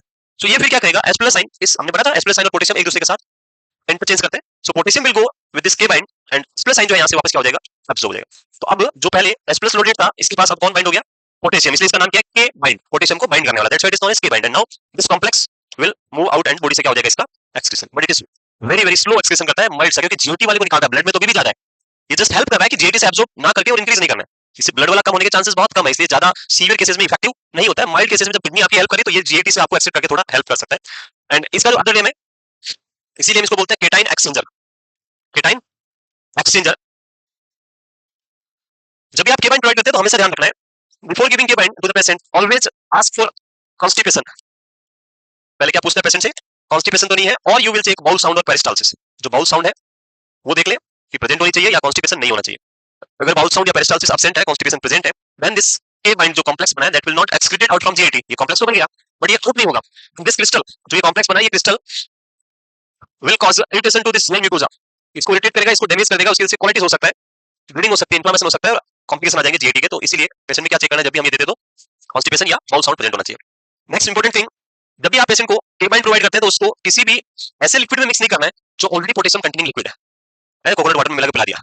सो when you add this K bind in coconut water is already having high amount of potassium, so this K bind जो एसिड है वो उसी पोटेशियम के साथ बाइंड होकर क्रिस्टल बना देगा और फिर पेशेंट क्रिस्टल को पिएगा और वही क्रिस्टल बाहर निकलेंगे जो अंदर का उसके क्रिस्टल फॉर्म नहीं होंगे। So should not add this K bind with potassium containing liquids. इसको हमें नॉन पोटेशियम लिक्विड पानी में मिला के पिला सकते हो आप। पाउडर इसका कोई टेस्ट का इशू नहीं है, पाउडर जस्ट व्हाइट पाउडर पिला देंगे, ग्लूकोज जैसा ही कुछ होता है, पाउडर व्हाइट उसको पिला देंगे, कुछ नहीं होगा उससे। क्लियर है? यस। तो ये क्या है? केबाइन। इसका कॉम्प्लिकेशन अगर पूछे क्या करता है तो आंसर क्या होगा? It can cause constipation. ये कॉन्स्टिपेशन करता है, इसीलिए कभी भी पेशेंट में कॉन्स्टिपेशन में कभी भी प्रोवाइड नहीं करना। This is K bind. तो हमारे पास तीन मैनेजमेंट हो गए, पहला जी ड्रिप दे सकते हैं, दूसरा आप नेबुलाइज कर सकते हैं और तीसरा आप केबाइन लगा सकते हैं। इसके बाद भी ट्रीट नहीं होता है, then the next one is the last ultimate management is dialysis, जहां पे आप ट्रीट करने के लिए सिर्फ डायलिसिस के अलावा, क्योंकि ट्रीट करना मस्ट है, नहीं तो पेशेंट कार्डियक अरिथमिया से डेथ हो सकती है, सो आप क्या करेंगे? Dialysis. So next one is, हाँ जी, ऊपर वाला लिखना है डायलिसिस, ऊपर तो कुछ नहीं लिखा था, इंसुलिन लिखा है, नेबुलाइजेशन लिखा है। हाँ जी, हाँ कोई नहीं, अभी रहने दो, चलने दो थोड़ी देर। यस क्लियर है? हाँ ऊपर करना है। ये जी ड्रिप का क्वेश्चन एक बार भी आया था कुछ दिन नोट सेट पे, तो याद रखना है क्या है जी ड्रिप, याद रहेगा G drip. It is very important to understand this order. Like एक एग्जांपल मैंने आई थिंक पहले भी दिया होगा, big big error, medication error जो नोट हुआ था when I was working in private hospital in Delhi. एक नर्स को ऑर्डर दिया था डॉक्टर ने, ये जी ड्रिप वाला ऑर्डर जो है वो लिखा था this 2025 mixed with 8 ml of insulin and infuse within 30 minutes या 20 मिनट्स जो भी लिखा था। सो वो नर्स ने जैसा ऑर्डर लिखा वैसा कर दिया, जो ऑर्डर लिखा था वो कर दिया उसने। सो व्हाट शी डिड, उसने 8 ml इंसुलिन लिया वाइल से। वाइल जो आती है वो कितने ml की आती है? 10 ml वाइल आती है, जिसके अंदर होता है 400 इंटरनेशनल यूनिट होता है 10 ml, 1 ml is equal to 40 international unit. So 8 ml लिया उसने, मींस 8 into 4 32, यानी 320 इंटरनेशनल यूनिट उसने लिया, मिक्स किया इस डेक्सट्रोज के अंदर और उसको लगा दिया पेशेंट को। And I think this 320 international unit is more than sufficient to kill any person in this world. किसी भी पर्सन को अगर किल करना है तो इतना इतना भी जरूरत नहीं, आप 20 यूनिट भी दे दो, 30 यूनिट भी दे दो साथ में आईवी, वो भी बहुत होता है। लेकिन 320 देना मतलब पेशेंट का शुगर क्या हो जाएगा? जीरो। और उस केस में मोस्ट ऑफ पेशेंट क्या हो जाएगी? इतना इंसुलिन बढ़ा दिया कि पोटेशियम सारा सेल में हाइपोकैलेमिया हो गया, इंसुलिन जो ग्लूकोज है वो सारा जीरो, ब्रेन के पास ग्लूकोज सप्लाई बंद, न्यूरॉन डैमेज हो जाएंगे, परमानेंट पैरालाइज जो आपका कोमा में चला जाएगा पर्सन। तो ये medication, this is known as medication error. ये क्या है? Medication error, dose related. And इसमें गलती किसकी है? Who is responsible for this? Primary responsible person. Question आया था ऐसे, आप आई थिंक मोस्टली में पढ़ेंगे ऐसा क्वेश्चन एक है और एग्जाम में भी आया था। So who is primary responsible for this medication error? As a nurse you have 6 right for the administration of medication. Yes 6 rights होते हैं and out of this 6 right you should confirm the patient, right dose, right medication. So dose means जो आप दे रहे हैं वो right होना चाहिए एंड यू शुड नो कि मेडिकेशन का जो प्रिस्क्रिप्शन है वो एक जो स्टैंडर्ड डोज है उसमें होना चाहिए। और insulin is never prescribed in ML, insulin is always prescribed in international unit only. कभी भी आप लिखेंगे तो उसमें आईयू के साथ लिखा जाएगा, कभी भी एमएल में नहीं होता है। Insulin syringe also calculated in unit, ML में उसमें कभी काउंट नहीं करना होता है। सो ये मेडिकेशन डोज जो लिखा हुआ था प्रिस्क्रिप्शन वो रॉन्ग था एंड नर्स को यहाँ क्वेश्चन करना था कि ये गलत लिखा है आपने, मैं दे दूं या नहीं दूं। अगर वो बोलता यस तो फिर you are not in fault. अगर डॉक्टर ने बोला नहीं बाय मिस्टेक हो गया तो then he will revise the order and then he will give to the patient. So यहाँ पे प्राइमरी जो रोल है गलत जो मेडिकेशन एरर का वो नर्स का है, nurse should give the explanation first, then doctor का भी फॉल्ट है, उसका भी जाएगा, प्रॉब्लम होगा, लेकिन पहली रिस्पांसिबिलिटी किसकी है? नर्स की। और आपका लाइसेंस जो है वो परमानेंटली खत्म। तो इसीलिए मेडिकेशन एरर बहुत प्रॉब्लम होता है और इसे ध्यान रखना। ये मेडिकेशन एरर है, वैसे ही कुछ अदर एरर भी होते हैं, लाइक ओटी के अंदर एक सीरियस कॉम्प्लिकेशन जो हम पढ़ते हैं, लाइक अपने छोड़ दिए अंदर ही आता है, पेपर में बहुत आता है इसमें। हाँ वो तो सर अली सर ने बताया होगा। हाँ अली सर ने बताया। हाँ सो सर को मैं परसों ही बता रहा था क्योंकि हमने ऑपरेट किया था एक पेशेंट अभी रिसेंटली, इस फ्रॉम आई थिंक नागौर में कुछ एरिया है वहां से कुछ था, उसका पेपर में भी बहुत कुछ आया था। सिजेरियन सेक्शन हुआ था और सिजेरियन के बाद में वो सेप्सिस के साथ एडमिट हुई और हमारी इधर एम्स जोधपुर में आई थी। तो वो उसका नाम गोसिप आइपोमा इसलिए क्योंकि गॉसिप यानी बातें करते हुए, आइपोमा मींस होता है क्लॉट्स, वो अंदर आ गया, बातें की वो इसलिए भूल गए, तो इसलिए उसका डायग्नोसिस ऐसा रखा हुआ है। सो वो एडमिट हुई यहाँ पे और फिर उसको ऑपरेट किया था हमने, तो उसके अंदर जो है पूरा एक जो मोप होता है वो अंदर ही था। आई थिंक 20 या 25 डेज कुछ हो गए थे, तो उसकी वजह से पूरा अंदर इन्फेक्शन हो गया, सेप्सिस में चली गई वो। फिर उसके बाद रिलेटिव्स ने वहाँ पे केस किया था। सो ये it's a serious medication error, sorry it is not medication error, पर it is your serious negligence है और इसके अंदर भी आपका लाइसेंस जा सकता है। वहाँ पे प्राइमरी जो रिस्पांसिबिलिटी आती है वो सर्जन की होती है, नॉट अ नर्स, बट आपका भी वहाँ इक्वल रोल होगा और आपका भी सस्पेंशन तैयार रहेगा, scrub nurse as well as circulate nurse both, दोनों का इक्वल रोल होता है काउंटिंग के अंदर। ये नहीं कि आज तो मैं स्क्रब हुई नहीं, आज तो मेरे मजे बस, you are also equally responsible for your counting, mop, dose, needles, everything. So ये बहुत स्पेसिफिकली एब्डोमिनल सर्जरीज, क्योंकि आप ओरल यहाँ सर्जरी कर रहे हैं, इसको काट दिया पूरा, तो यहाँ कहाँ केविटी अंदर जाएगा, कुछ नहीं जाएगा। लेकिन abdominal is large cavity and इसके अंदर रह जाता है, अंदर इंटेस्टाइन में जाने के बाद वो रेड हो जाता है अंदर पूरा, पता भी नहीं चलता कि ये मॉप है या इंटेस्टाइन है, और अंदर रह जाता है, छुप जाता है, कहीं इतने सारे गड्ढे पता नहीं, पहले उसमें गया तो दिखता भी इतना डीप अंदर। सो आपकी counting before surgery and after surgery दोनों करेक्ट होनी चाहिए। बिफोर सर्जरी मतलब ये नहीं कि आपने लिए 11 और बताया 10, या लिए 9 और बोल रहे 10, भाई आपने अगर 11 लिए तो 10 नहीं लिखना है, बाई मिस्टेक 11 आ गए और आपने बोला हाँ 10 लिख दो, बाद में काउंटिंग कर रहे हैं 10 आ गए, बाद में पता चला एक अंदर है, वो कहाँ से आया पता नहीं, मेरी काउंटिंग तो बराबर है, तो ये आपकी काउंटिंग बराबर नहीं है, आपने गलत लिया था। और इसीलिए जब काउंटिंग होती है तो जो स्क्रब नर्स है वो काउंट करवाता है सर्कुलेटरी नर्स को 1 2 3 4 ऐसे, और दोनों कंफर्म करते हैं कि हाँ 10 ही है, मैं बोल दूं कि नहीं 10 है, वो मेरे विश्वास पे लिख देगा तो बाद में वो भी फंसेगा, मैं भी फंसूंगा, इसलिए काउंटिंग और मेडिकेशन ये सारी चीजें बहुत इंपॉर्टेंट होती है। चलिए आगे, और आपको इसके लिए नॉलेज होना बहुत जरूरी है। लाइक ये मोस्टली मैंने क्वेश्चन पढ़ा था, एक बच्चा जो है 2 ईयर का बच्चा, आई थिंक आप फंडामेंटल पढ़ेंगे वहाँ पे है वो, एडमिटेड हॉस्पिटल, उसको डॉक्टर देखने आता है और उसको हाई ग्रेड फीवर आ रहा है 105 अबो 105, तो डॉक्टर ने उसमें लिख दिया CST continue same treatment, and वो चला गया। सो रात में जो पेशेंट है उसको फेब्राइल सीजर आ जाता है, the child is having febrile seizure, and due to that febrile seizure attendant relatives हो गए हैं, वो इल्जाम लगाते हैं कि आप लोगों ने कुछ नहीं किया, ये तो क्वेश्चन ये था कि who is responsible for the complications related to febrile seizure, the doctor और द नर्स। सो यहाँ पे भी इंपॉर्टेंट ये कि if you checking the temperature of a child and if temperature is more than 105 it is very dangerous, and doctor writing continue same treatment, मतलब आपको antibiotic prescribe नहीं किया। So you should ask to the doctor कि for this hyperpyrexia और hypothermia क्या management आप लिख रहे हैं, आपको क्वेश्चन करना है, अगर वो बोलते नहीं कुछ नहीं करना है तो देन डॉक्टर फॉल्ट में होगा, अगर आपने क्वेश्चन नहीं किया तो you are first to fault में आएंगे। तो ये बहुत सारी चीजें, लेकिन उसके लिए आपके पास नॉलेज होना चाहिए होगा, कॉन्फिडेंस होना चाहिए। डॉक्टर आ गया तो डर के पीछे छुपे, मैं नहीं जाऊंगी, तू जा, मैं इसके बारे में क्यों डरना, वो खा जाएगा, पता है राउंड पे आते हैं ना ऐसे, 4 नर्स है तो एक नर्स तो उधर कोने में छुपेगी, एक अपना कुछ नहीं कर रही ऐसे करने लग जाएगी, कुछ तो कर रही है कंप्यूटर में कुछ कर रही है, फिर वो एक ही बची होती है, वो सोच रही है मैं क्या करूँ। सो डरना क्यों है आपने, ये आप वर्क कर रहे हो, अगर आपका परफेक्शन है तो फिर डरने की कोई रिक्वायरमेंट नहीं, और आप डायरेक्टली पूछ सकते हैं उनसे, क्योंकि आपके पास भी तो नॉलेज है। बट हम अगर नॉलेज नहीं रखेंगे तो फिर इश्यूज आएंगे कि वो रोज बस फाइल में छेद करके पेपर ही लगा रहे हैं, सुबह आते यही काम है, 4 पेपर लगाए और लिख दिया, हो गया मेरा काम आज का खत्म, 4 एंटीबायोटिक लगा दी, नहीं वो सफिशिएंट नहीं है, आपको इसको भी चलाते रहना है, ये फिर जंग लग जाएगी इसमें और फिर बाद में प्रॉब्लम आएगी। नेक्स्ट, हाँ जी, हाँ ये तो कर ही देंगे हम इसको, तो ये हमारे हाथ में है। चलिए आगे,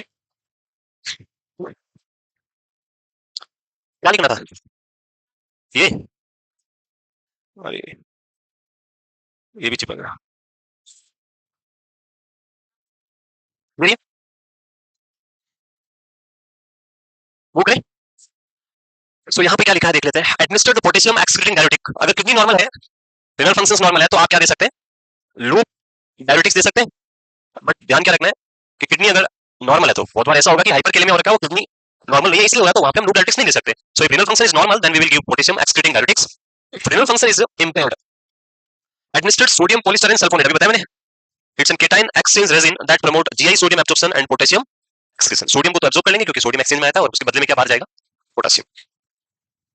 the next one is dialysis if potassium level are critically high, IV administration of hypertonic glucose with regular insulin short acting to move excess potassium into the cell, तो आई थिंक ये तीनों ही बता दिए मैंने चारों, और ये है मैनेजमेंट और पोटेशियम।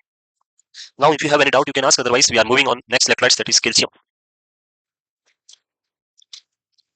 डायलिसिस तो कुछ नहीं है, डायलिसिस हीटिंग नहीं हो, डायलिसिस ही है बस, डायलिसिस करेंगे ब्लड वाली जो मशीन है उसको बोलेंगे पोटेशियम को बाहर निकालो, मशीन पोटेशियम को बाहर निकाल के ब्लड को वापस रिटर्न कर देगी, that is about the dialysis. I will teach you in detail when I will teach you the renal failure, renal failure में पूरा डिटेल में dialysis, type of dialysis, peritoneal and hemodialysis and all the dialysis access and जो भी devices है, I will teach you in detail about the dialysis in renal failure.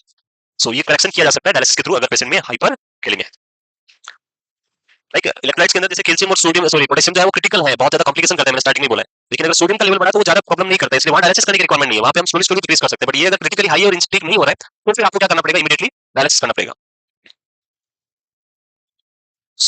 Sentinel event, बिल्कुल sentinel events होते हैं। What is sentinel event, what is sentinel event, सुने मैंने events पढ़ाए थे बहुत सारे, एक बार जब हमने सारांश क्लास पढ़ी तब इवेंट्स पढ़ाए थे बहुत सारे। There is an event which is known as sentinel event, बताते नीचे। Central events are those event in which due to any surgical और due to any hospital related जो भी आपने प्रोसीजर किया या ड्रग्स किया या जो भी आप मैनेजमेंट कर रहे हैं हॉस्पिटल रिलेटेड थिंग की वजह से, ये person loss the body function और लॉस ऑफ द पर्सन, अगर पर्सन की डेथ हो जाती है या उसका कुछ भी हार्ट काम करना बंद कर देता है तो उस इवेंट को हम क्या बोलते हैं, sentinel events, that is considered sentinel event. Like bathroom जा रहा था, गिर गया, सिर टूट गया और उसकी वजह से डेथ हो गई, दैट इज सेंटिनल इवेंट्स। वहां पे रेस्पॉन्सिबल कौन है, नर्स, क्योंकि आप बाथरूम क्यों नहीं लेके गए, आपकी ड्यूटी थी ना। Sentinel events like in surgery, surgeon surgery कर रहा है और कुछ वेसल्स कट गया और उसकी वजह से ब्लड लॉस हो गया और डेथ हो गई, तो दैट इज आल्सो है सेंट्रल इवेंट्स। सो कुछ भी ऐसा इवेंट जिससे पेशेंट की बॉडी में परमानेंटली डिसेबिलिटी या डेथ हो जाती है उसको हम बोलते हैं sentinel events. Okay, so next electrolytes is calcium, नहीं लिखा, next electrolytes is the calcium which is also again very important, और ये भी हमारे कंडक्शन सिस्टम में बहुत इंपॉर्टेंट रोल प्ले करता है कैल्शियम। तो कंडक्स ये कैल्शियम आज कंप्लीट कर देंगे, उसके बाद मैग्नीशियम और फॉस्फेट है वो छोटे छोटे हैं, वो कल हो जाएंगे, और उसके साथ में हम डिजीज पोर्शन जो है वो कल से स्टार्ट कर देंगे, which is also very important and very interesting chapter of this nervous system. ठीक है,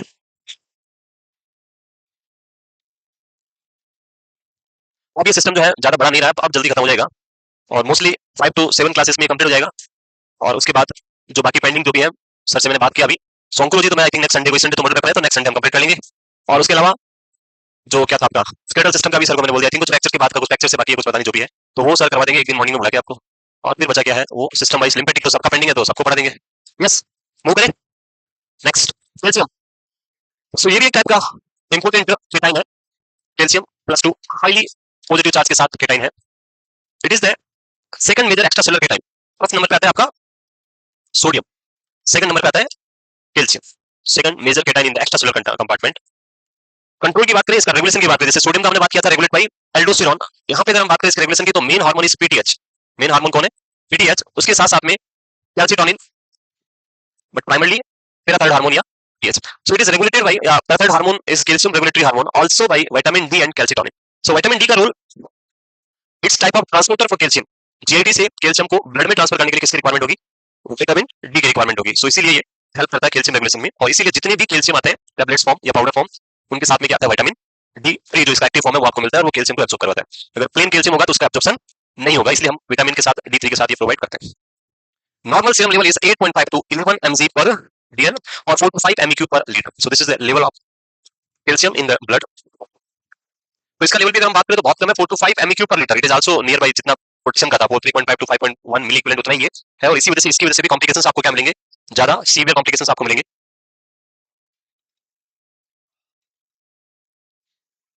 अगेन दो थिंग्स यहाँ पढ़ेंगे, one is hyper calcemia and second one is hypocalcemia. Major food source of calcium, so all the dairy products, milk और milk products जितने भी आते हैं वो मेजर सोर्स में हम डिस्कस करते हैं इनके, कैल्शियम जो है उनमें ज्यादा आपको मिलता है। नेक्स्ट देखिए, function of calcium, conduction of nerve impulse in the skeletal muscles. So जब भी हम एक्शन पोटेंशियल पढ़ते हैं, इसको स्टार्ट करने के लिए प्राइमरी किसकी रिक्वायरमेंट होती है? कैल्शियम की, क्योंकि कैल्शियम डिपेंडेंट सिनेप्टिक पैटर्न जो आपका न्यूरोट्रांसमीटर रिलीज करेंगे वो सिर्फ किसके ऑर्डर पे करेंगे? कैल्शियम की, और कैल्शियम ही नहीं होगा तो फिर ये न्यूरोट्रांसमीटर रिलीज नहीं होगा, और उससे आपका एक्शन पोटेंशियल प्रॉपर नहीं होगा। Stimulation and depolarization of cardiac muscle, abnormality में दो हम पढ़ेंगे, हाइपरकैल्सियमिया एंड हाइपोकैल्सियमिया। तो क्विकली दोनों को पढ़ लेते हैं, और फिर उसके बाद हम डिस्कस करेंगे कल magnesium and phosphorus.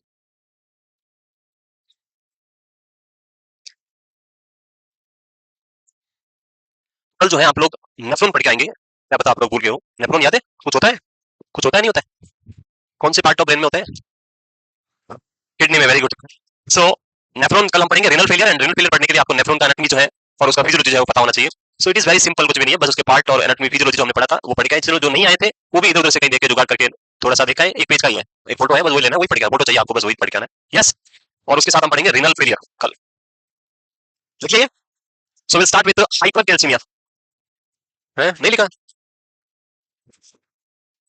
Hypercalcemia, increased level of calcium more than 11 mg per dl or more than 5 MEq per liter, that is considered as an hypercalcemia.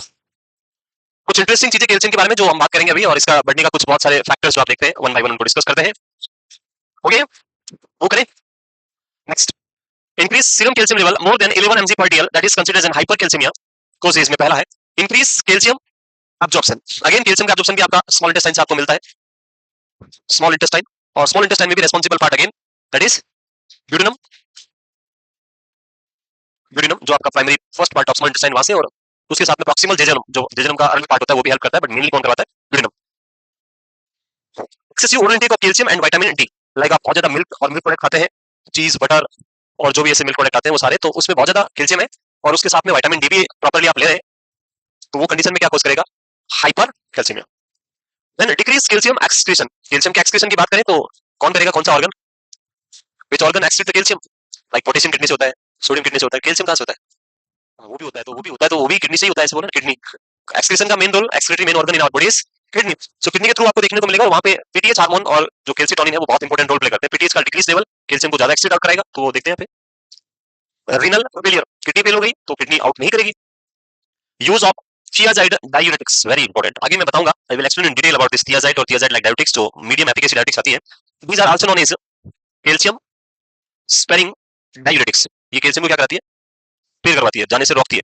So calcium sparing diuretics है, कैल्शियम को बाहर नहीं जाने देगी, और जब कैल्शियम बाहर नहीं जाएगा तो आपकी बॉडी में इसका लेवल क्या हो सकता है, इंक्रीज। सो थियाजाइड और थियाजाइड लाइक डायूरेटिक्स लाइक क्लोरथियालिडोन और मेटोलाजोन, ये जो ड्रग्स है हम यूज कर सकते हैं। सो डायूरेटिक्स सारी मैं डिटेल में अलग से पढ़ाऊंगा, अभी इनके साथ नहीं पढ़ा रहा हूं। आई will teach you in later on next, जब हम लास्ट पार्ट में होंगे तब सेपरेटली सारी डायूरेटिक्स तीन टाइप हम पढ़ेंगे, हाई एफिशिएंसी, मीडियम एफिशिएंसी और लो एफिशिएंसी के साथ तीनों डायूरेटिक्स हम पढ़ेंगे। ये किया। द नेक्स्ट वन इज, अरे पता नहीं लिखते नहीं हो हम लोग सब, फोटोकॉपी की मशीन की तरह से फोटोकॉपी करनी है तुरंत।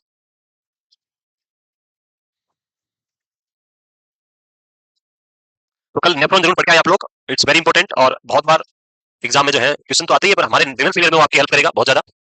नेक्स्ट क्या हो गया, हो गया, very good. Next is increase bone resorption of calcium. So एक और क्वेश्चन यहाँ पे कि कैल्शियम जो है वो बॉडी में हाईएस्ट कहाँ मिलता है आपको, maximum amount of calcium present in our bone. Bone के अंदर दो मेन थिंग, एक कैल्शियम और एक फास्फोरस, और दोनों एक दूसरे का एंटी है वैसे तो, बट फिर भी हाईएस्ट अमाउंट कहाँ मिलता है, बोन में। कैल्शियम जो हम बोलते हैं it's known as chelating agent of body, chelating, chelating agent, chelating का मतलब चिपकाने वाला। सो बोन के अंदर जो आपके ओस्टोसाइट्स है, उन ओस्टोसाइट्स को एक दूसरे के साथ चिलिट करने के लिए, चिपकाने के लिए यूज होने वाला गम जो है बॉडी का, वो कौन है, कैल्शियम। इसीलिए जब बोन ब्रेक होता है या बोन वीकनेस होता है, ऑस्टियोपोरोसिस होता है, इन दैट सिचुएशन डॉक्टर जो है वो कैल्शियम देते हैं, और साथ में मिल्क प्रोडक्ट या मिल्क पीने के लिए बोलते हैं कि आप दूध पियो, specifically in old age after menopause there will be higher chance for development of osteoporosis. तो वहां पे बोलते हैं आप मिल्क इंटेक जो है वो इंक्रीज करें, एवरीडे ग्लास मिल्क पिए तो उससे कैल्शियम हेल्दी रहेगा और बोन स्ट्रांग रहेगी। सो बोन में होता है, अब यहाँ एक टर्म लिखा हुआ है resorption. What is resorption, it is resorption not reabsorption, resorption, bone resorption, bone, bone simple term demineralization, या मैं बोल सकता हूं बोन का ब्रेक डाउन होना, सिंपली अगर हम याद रखें तो ब्रेक डाउन होना या डिमिनराइज होना। सो बोन के अंदर हाईएस्ट अमाउंट क्या है, कैल्शियम। ये कैल्शियम बोन से ब्रेक होकर किसमें आएगा, ब्लड में, और इसी को हम बोलते हैं बोन रिजॉर्प्शन। सो बोन से ब्लड में आना, that is considered as an bone resorption, और जब ये बोन से ब्लड में आएगा तो आपके ब्लड में क्या करेगा, hyper calcemia. So this is another reason hyper parathyroidism. दूसरा है पीटीएच हार्मोन ज्यादा है, पीटीएच हार्मोन का काम यही है कैल्शियम के लेवल को इंक्रीज करना, ज्यादा करना। सो अगर ब्लड में है तो ठीक है, जीटी में है तो वहां से अब्जॉर्ब करेगा, नहीं है तो बोन में है उसको लेके आ जाएगा, बट ब्लड में क्या करेगा, पीटीएच हमेशा कैल्शियम को इंक्रीज करेगा। इमोबिलिटी, ये आपने बहुत बार पढ़ा होगा, which of the following complication is present when patient is immobilized for long time or period। Options में होता है पैथोलॉजिकल फ्रैक्चर, होता है पैथोलॉजिकल फ्रैक्चर। सो जब इमोबिलिटीज प्रेजेंट होती है, अपन अपन बॉडी को यूज नहीं करते, मोबिलिटी नहीं होती है, in that situation, prolong situation, बहुत क्रॉनिकल टाइम में, तो जो बोन रिजॉर्प्शन वाला पार्ट है, बहुत ज्यादा कैल्शियम ब्रेक होकर कहां पे आना स्टार्ट हो जाता है, ब्लड में ऑटोमेटिकली, और उसको कॉम्प्लिकेशन में ऑस्टियोपोरोसिस या पैथोलॉजिकल फ्रैक्चर, और साथ में ब्लड में हाइपर कैल्शियम आपको देखने को मिलेगा। So these are the cause for hyper,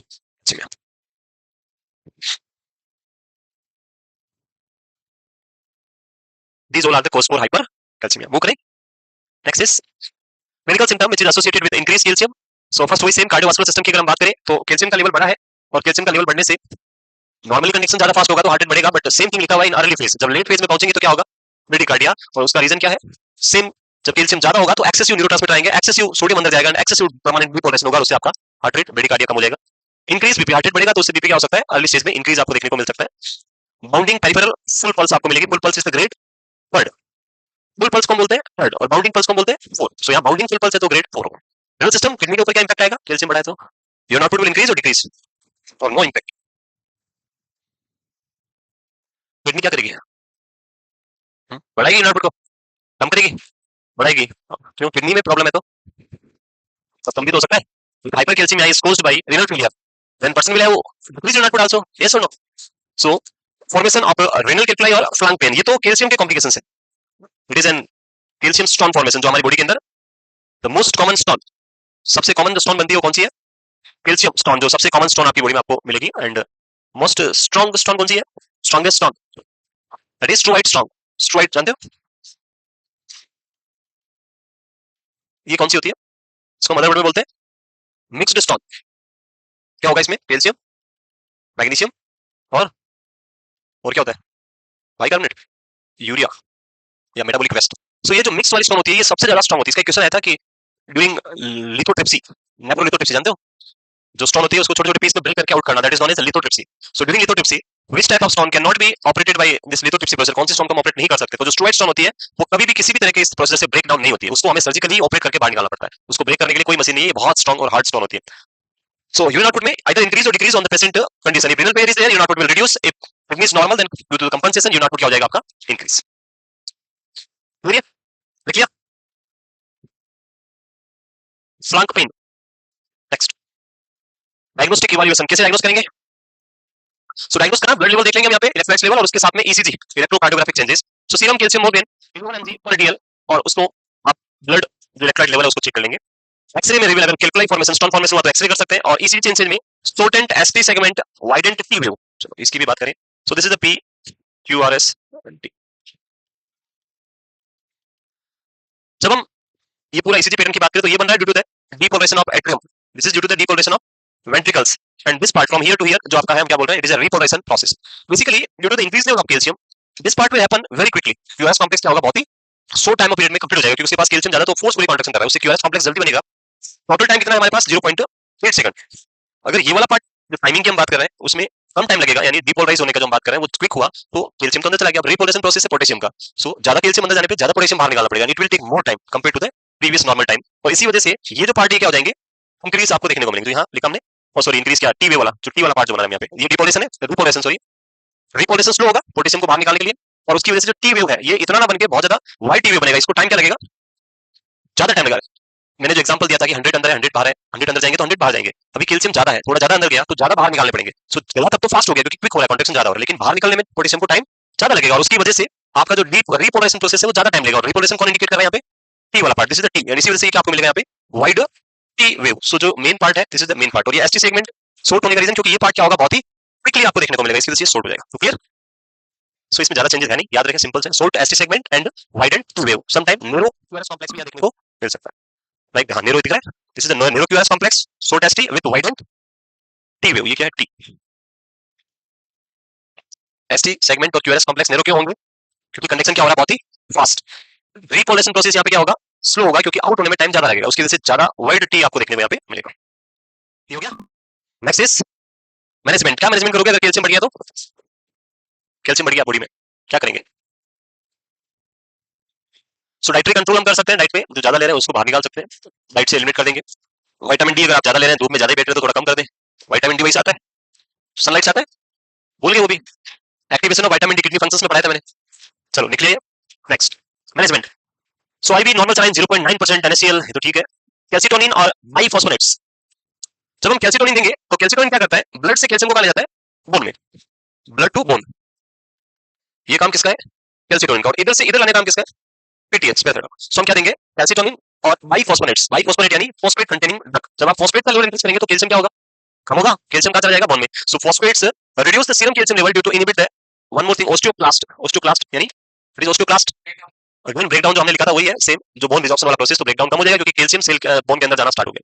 dialysis is only the definitive management, अगर फिर भी ट्रीट नहीं होता है तो डायलिसिस करके सारे कैल्शियम को हम क्या कर देंगे, वहां से एलिमिनेट कर देंगे, हटा देंगे। This is all about the hypercalcaemia.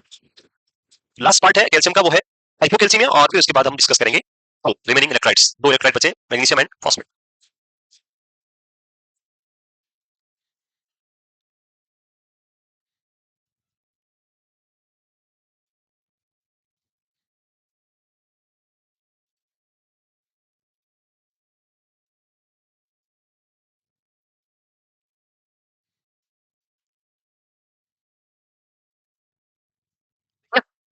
Yes next, hypocalcemia, decreased level of calcium less than 8.5, that is considered as an 8.5 mg per dl, that is hypocalcemia।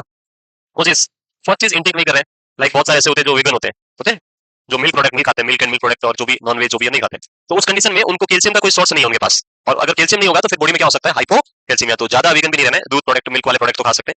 Inhibition of calcium absorption from GIT tract, GIT tract से inhibition कब होगा, कैसे होगा, lack of vitamin D. So ये भी problem है, जो लोग विटामिन डी कंजप्शन नहीं करते हैं या फिर सनलाइट में नहीं जाते हैं, उनकी बॉडी में विटामिन डी की डेफिशिएंसी होने से भी कैल्शियम एब्जॉर्ब नहीं होगा, एंड वो सारा स्टूल के साथ आउट हो जाएगा।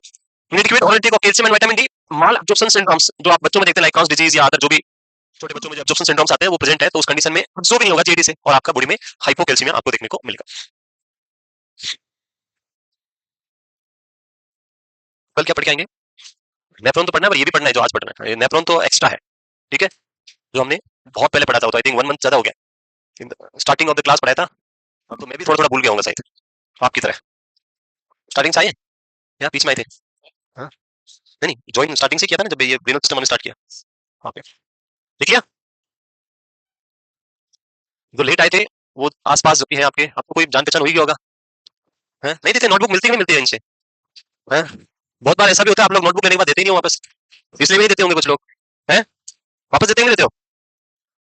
नोटबुक ले लिया, वापस क्यों है, तो मेरी है, नहीं मिलेगी, अब क्या करना है? ऐसा तो नहीं करते हो? ऐसा करोगे तो फिर कोई नहीं देगा आपको, इसलिए प्यार से मांगना है। और अगर उसको इल्यूजन हो तो फिर दूर से फेंक देना है, तेरी नोटबुक पकड़ा। भाई इल्यूजन का एग्जांपल बताया था मैंने, नोटबुक या कुछ भी चाहिए तो विद स्माइल प्लीज, देंगे। तो स्माइल के साथ बिजी होंगे तब तक नोटबुक ले लो, अपना काम कर लो। और उनकी उस इल्यूजन को ब्रेक करने के लिए सीधा ऐसे फिर बाद में पकड़ो अपनी नोटबुक, तो उनको बाद में चले आगे। Next, next is increase calcium excretion, increase the calcium excretion. So kidney बहुत ज्यादा आउट कर रही है, एब्जॉर्ब नहीं कर रही, like in case of only phase in renal failure, diarrhoea, wound drainage, specially GI, तो यहाँ भी ये प्रॉब्लम्स हो सकती है।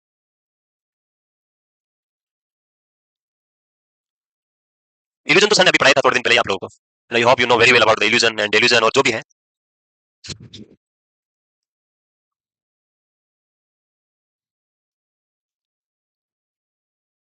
जब हम थ्योरेटिकली बात करते हैं तो psychiatric is not interesting subject. हाँ, थ्योरेटिकली जब हम थ्योरी की बात करें तो अच्छा नहीं लगता है वो, जो आप कॉलेज में पढ़ते हैं। बट व्हेन यू आर, जहाँ यहाँ आ जाते हैं तो यहाँ पे थ्योरेटिकली नहीं पढ़ा रहे, वो कुछ अलग तरीके से पढ़ा रहे हैं, और उसकी वजह से मजा आता है। बिल्कुल वही मजा आना चाहिए पढ़ने में, बस यही मैं सुनना चाहता था कि आप पढ़ने में मजा लेके आओ। जब पढ़ाई करने में मजा आएगा ना तो फिर सब कुछ अच्छा होगा। आप लोग पढ़ने में मजा नहीं, आपको दुख होकर पढ़ना होता है, पढ़ना ही पड़ेगा कुछ भी। चलिए आगे नेक्स्ट। कुछ सब्जेक्ट ऐसे होते हैं जिनको ऐसा पढ़ाना पड़ता है। अगर साइकेट्रिक वैसे पढ़ाएंगे ना, आप लोग आओगे भाग जाओगे यहाँ पे, बैठोगे नहीं यहाँ पे, तो उस पर इंटरेस्ट आने के लिए ऐसा ही पढ़ाना पड़ता है। तभी वो साइकेट्रिक आपको इधर भी घुसेगा, समझ में आएगा, बाकी फिर साइकेट्रिक जैसे हो जाएगा। तो साइकेट्रिक पढ़ाने के लिए पहले आपको साइकेट्रिक का पेशेंट बनना पड़ता है और ऐसा एक्टिंग करना पड़ता है। हाँ, रामलाल की तरह, very good. Actually Ramlal character जो था वो बहुत पुराना करेक्टर है, जो हम यूज करा करते थे जब साइकेट्रिक पढ़ाते थे, मैं और यूट्यूब पे था तब, ये बहुत पुराना करेक्टर था। फिर साइकेट्रिक शिफ्ट करी तो उसको भी उनके साथ शिफ्ट कर दिया गया, आप ही रखो। That was very old character from 2018, 2018 से चल रहा है वो रामलाल। जब स्टोरी सुनाता हूँ ना मैं, ये बच्चों पिताजी स्टोरी ऐसे लिखने वाली कि my father name is Ramlal, या many father but Ramlal is my best father बोले हैं। Next, in cardiovascular system and person is undergoing hypocalcemia, obviously जो कंडक्शन सिस्टम है वो प्रॉब्लम आएगा, वीक होगा, उससे हार्ट रेट क्या हो जाएगी, डिक्रीज। जब हार्ट रेट डिक्रीज तो कार्डियक आउटपुट भी क्या होगा, डिक्रीज, और उससे बीपी भी क्या हो जाएगा, फॉल हो जाएगा। ये सारे वो हाइपोवोलेमिया के सिम्टम्स जो हमने पढ़े थे। Neuromuscular irritability, skeletal muscle twitches, ये यहाँ से इंपॉर्टेंट जो आपको देखने को मिलता है जब हम हाइपोकैल्सीमिया पढ़ते हैं। लाइक इसमें दो क्लासिकल सिम्टम्स जो आपको मिलते हैं, one is Chvostek sign and Trousseau sign, जो आपने सुने होंगे पहले भी और एग्जाम में बहुत बार आते हैं, वो हाइपोकैल्सीमिया में क्लासिकली आपको मिलेंगे।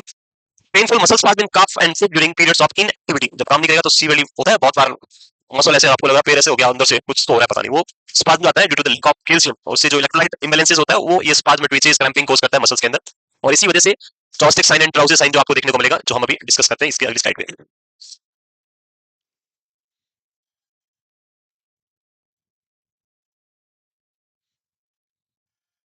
हो गया?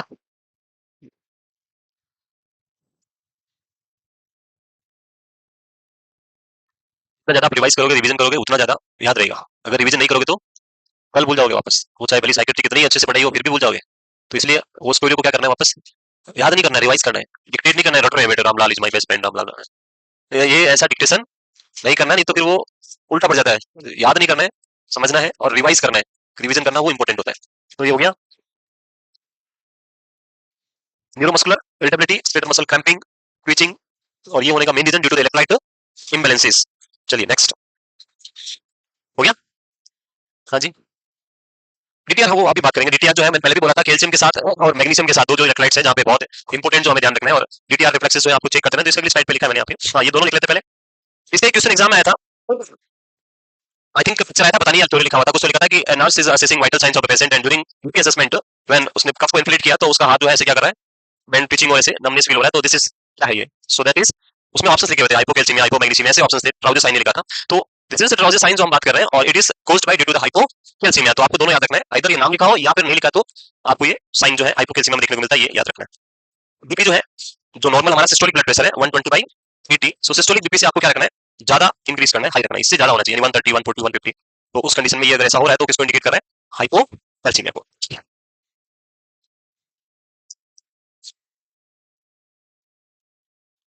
ठीक है? And the second one is positive Chvostek sign in front of ear, जो आपका प्लेगस ऑफ ईयर, इसके जस्ट सामने से लाइट टैपिंग करेंगे तो यहाँ पे कॉन्ट्रैक्शन होना स्टार्ट हो जाएगा, that is the positive Chvostek sign, वो भी हाइपोकैल्सीमिया में आपको क्लासिकली देखने को मिलेगा। ओके, मिलेगा। So these are the two classical symptoms in case of hypocalcemia. Sometimes these symptoms also present in hyperphosphatemia. So examiner उल्टा कर देते हैं, क्वेश्चन पूछ लेते हैं रिलेटेड टू हाइपरफॉस्फेटेमिया और फिर उसमें ये साइन पूछते हैं, तो आप सोचते हैं कि तो सिर्फ हाइपोकैल्सीमिया में होंगे। हाइपरफॉस्फेटेमिया में फॉस्फेट ज्यादा है तो कैल्शियम ऑलरेडी क्या होगा वहाँ पे, लो रहेगा, और कैल्शियम कम होने से ये सिम्टम भी वहाँ प्रेजेंट रहेंगे। तो इसलिए मैंने बोला था कि अगर आप हाइपरकैल्सीमिया याद रखेंगे तो उसके साथ हाइपोफॉस्फेटेमिया भी होगा। If you remember the hypercalcemia then hypophosphatemia, दोनों एक दूसरे के साथ मिले हुए हैं, उल्टे वाले याद रखने आपको। हो गया। Next, second is positive chopstick sign, contraction of facial muscle when light tapping on the facial nerve in front of ear like this. जब आप लाइट टैपिंग करेंगे तो ये पार्ट में कॉन्ट्रैक्शन होगा, this is known as chopstick sign, positive chopstick sign. These two are the classical symptoms in case of hypocalcemia. Sometime जब हम management करते हैं हाइपरकैल्सीमिया का, कैल्शियम ज्यादा हो गया उसका मैनेजमेंट करते हैं, तो वहां पे भी ये सिम्टम्स हम असेस करते रहते हैं कि ऐसा ना हो कि बॉडी में मैनेजमेंट किया और उससे कैल्शियम कम हो गया, आपने ड्रग दिया कैल्शियम को और कम कर दिया, तो वहां पे सिम्टम आपको पर्सन में देखने को मिल सकते हैं।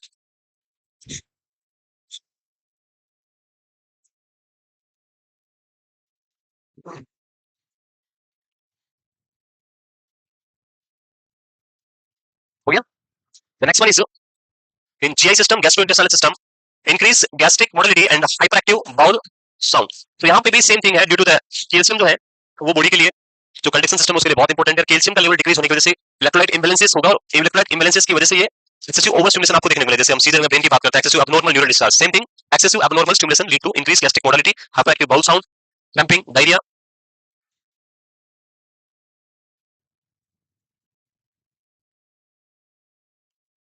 कल आप लोग ये जो भी पढ़ा है वो सारा रिवाइज करके आएंगे, और उसके साथ में इतनी बार बोल दिया अब तो पढ़ के आना ही है, सुबह से यही बोल रहा हूँ, पढ़ना है पढ़ना है पढ़ना है। पढ़ के आओगे? मैं हर एक को खड़ा करके आधे घंटे में हम पढ़ लेंगे मैग्नीशियम और फॉस्फेट, बाकी जो 1.5 आवर होगा उसमें हम डिस्कस करेंगे रेनल फेलियर। तो आप लोग पढ़ के आएंगे और उसी को हम, इसमें अभी खत्म नहीं हुआ है, लिखना है और ये लिख लिया। Next, diagnostic evaluation. सो यहाँ पे पहला तो सीरम कैल्शियम, और ईसीजी में जो लिखा है यहाँ पे प्रोलॉन्ग्ड एसटी सेगमेंट और प्रोलॉन्ग्ड क्यूटी इंटरवल। सो यहाँ पे कैल्शियम कम है तो जो आपका क्यूआरएस कॉम्प्लेक्स वो बनेगा थोड़ा धीरे धीरे, तो उसको टाइम ज्यादा लगेगा, और जब ज्यादा लगेगा तो उस कंडीशन में यहाँ से, इसमें सही नहीं बनाया, इसको भी फिर से कंप्रेस कर दिया, मैं बनाता हूँ यहाँ पे। So this is the P, then it will be Q R S and then T.